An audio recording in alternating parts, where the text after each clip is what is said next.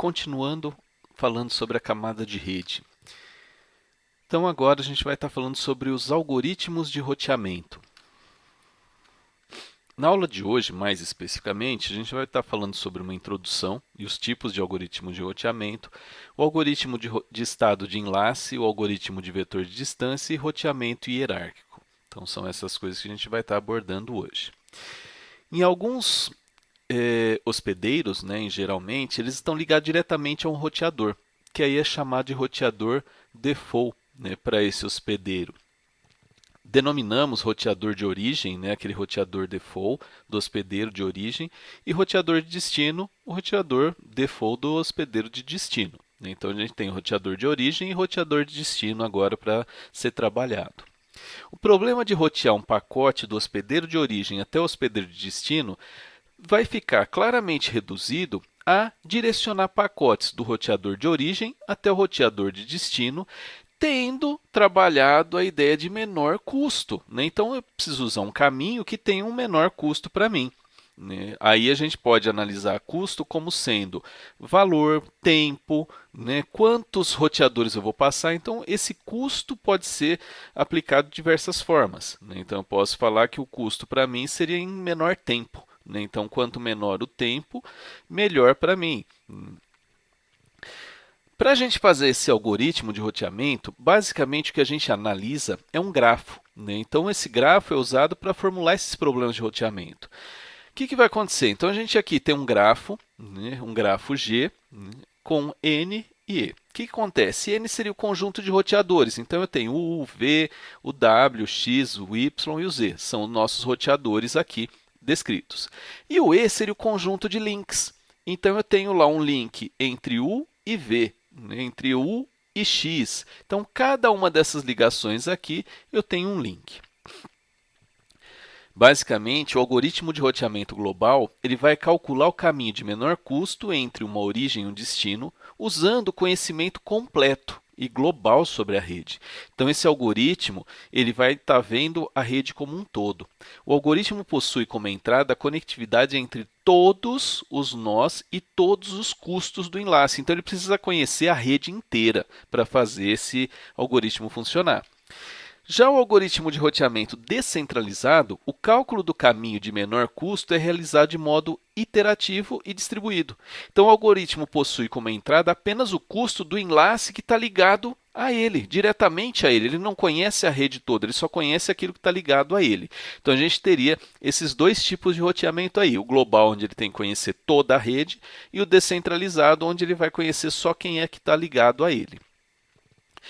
Nós temos, então, uma segunda classificação falando o seguinte: a gente tem algoritmos de roteamento estático, onde as rotas mudam muito devagar ao longo do tempo e muitas vezes como resultado da intervenção ali humana, do tipo acrescentou um novo roteador, algo assim.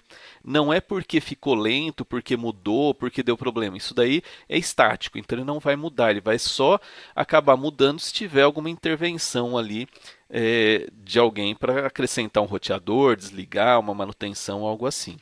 No caso de algoritmos de roteamento dinâmico, eles mudam os caminhos de roteamento à medida que muda a carga de tráfego, ou então a topologia da rede. Então ele vai analisando isso daí dinamicamente e vai vendo se mudou, como é que mudou, o que aconteceu.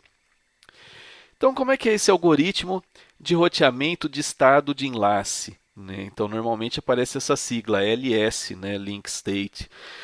Então, o algoritmo que a gente vai estar trabalhando de estado de enlace, se a gente pensar naquele algoritmo de roteamento global, a topologia da rede e todos os custos têm que ser conhecidos.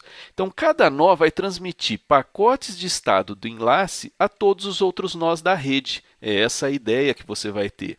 Então, o algoritmo que a gente já viu, aquele do Dijkstra, ele vai fazer o quê? Ele tem uma entrada, seria o nó de origem, o número de nós e o custo entre os nós. E a saída seria o quê? O caminho de menor custo entre um nó, que seria a origem, e todos os outros nós da rede. Então, ele vai calcular isso daí para cada origem que a gente tinha ali. Então, o que a gente vai ter seria, por exemplo, centralizado, usando o Dijkstra, seria uma topologia de rede. Os custos do link são conhecidos por todos os nós. Então, ele vai realizar, por meio de transmissão, os estados do link. Todos os nós têm as mesmas informações, então ele desconhece toda a rede, por onde ele vai passar, por quanto é o custo de cada link.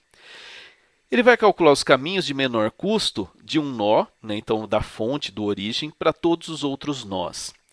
Com isso, ele vai fornecer uma tabela de encaminhamento para esse nó que a gente está calculando.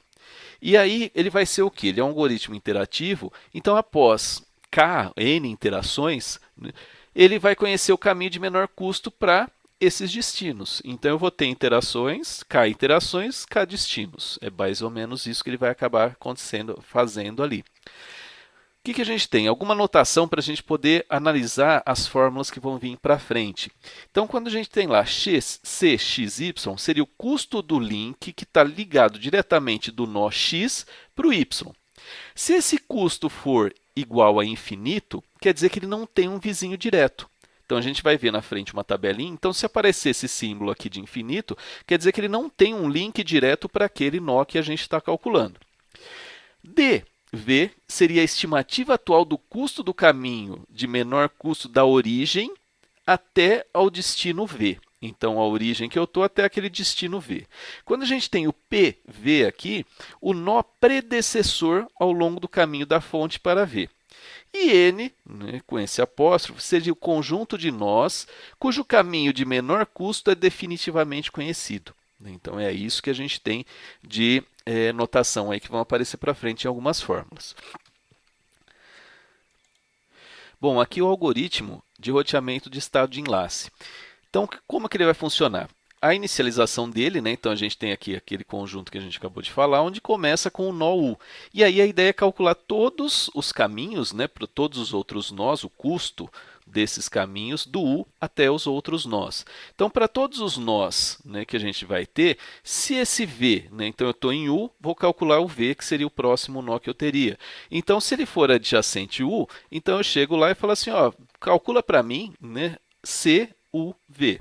Se ele não for adjacente, eu já falo que ele é infinito. Então, ele vai ficar fazendo isso daqui para todos os nós. Então, ele vai conseguir determinar aí quem é que está ligado diretamente a esse nó que eu estou calculando. Depois ele entra num loop, até que todos os nós que estejam aqui, né, ele vai ficar fazendo isso daí, né, para calcular para todos. O que ele vai fazer? Então ele vai encontrar W, que não está aqui nesse conjunto U, né, e começa a calcular o mínimo. Então, aí ele vai lá, adiciona naquele conjunto, né, para poder atualizar, porque ele vai calcular, atualiza esse DV, né, para todos eles que estão adjacentes, né, àquele W, mas não estão em N. Então, ele vai fazer aqui ó, o mínimo entre DV, DW e esse custo que eu tenho, CWV.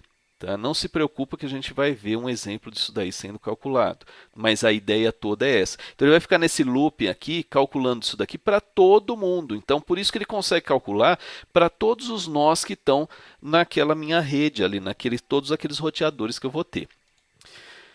Visualmente, como é que vai ficar isso? Então a gente tendo aquele exemplo que eu coloquei lá no começo, né, aqueles roteadores lá do U ao Z, né, cada um tem um custo de cada link, né? A gente vai fazer aqui a inicialização, né? Então aqui você pode notar que tem o algoritmo aqui que eu acabei de mostrar lá, e aqui tem os Ds. Então eu tenho aqui ó, N, no passo 0 eu acrescento o primeiro, que eu vou calcular aqui para o U, né?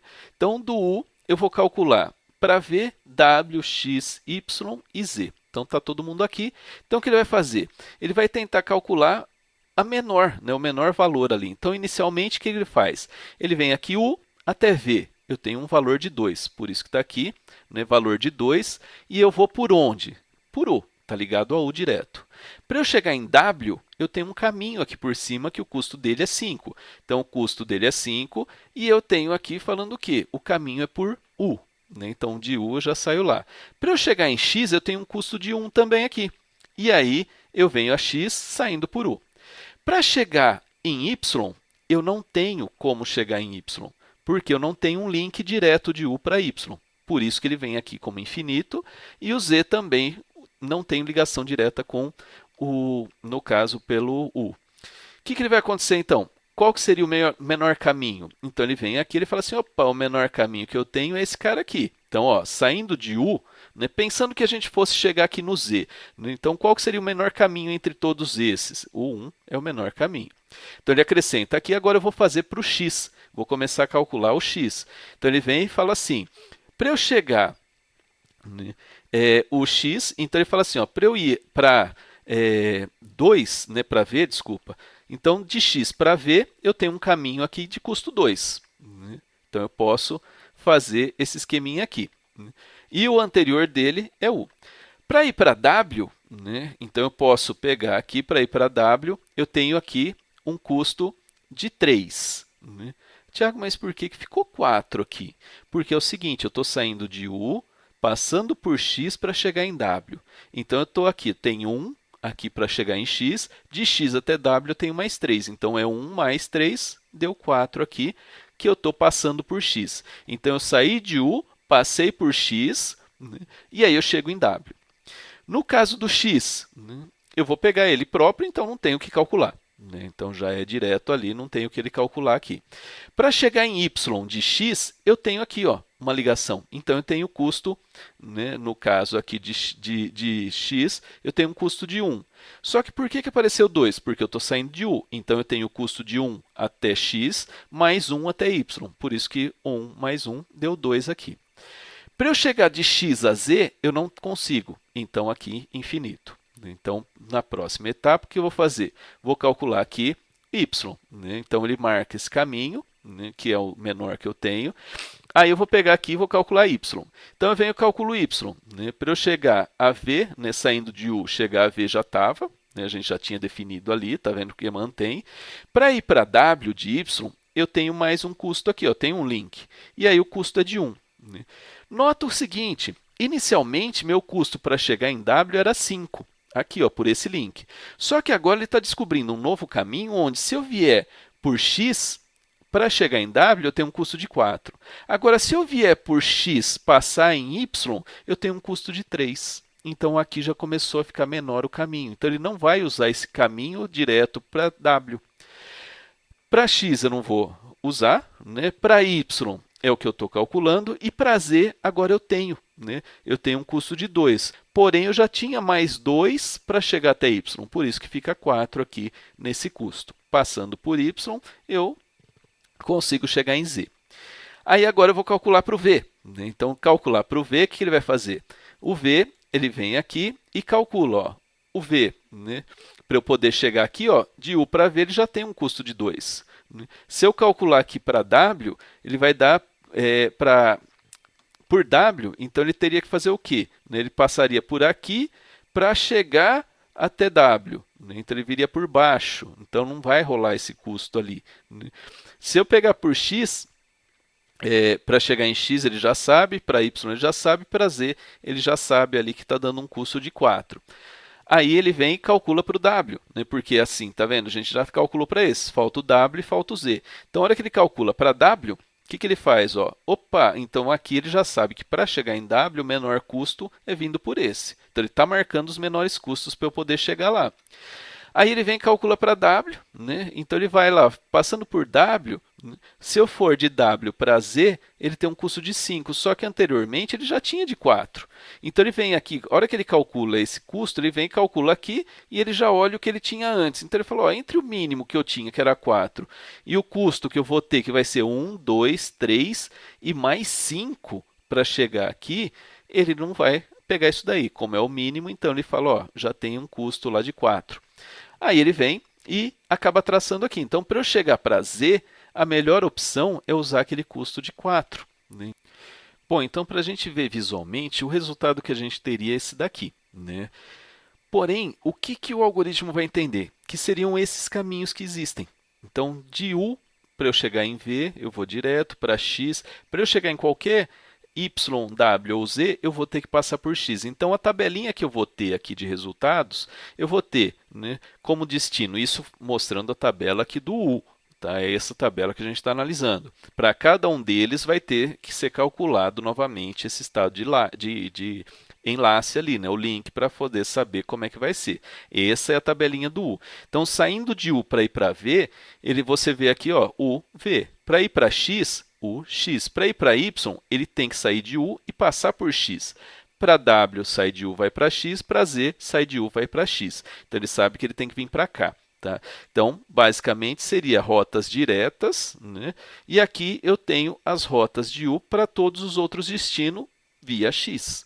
Né? Então, é isso que ele vai mostrar para a gente ali como está trabalhando.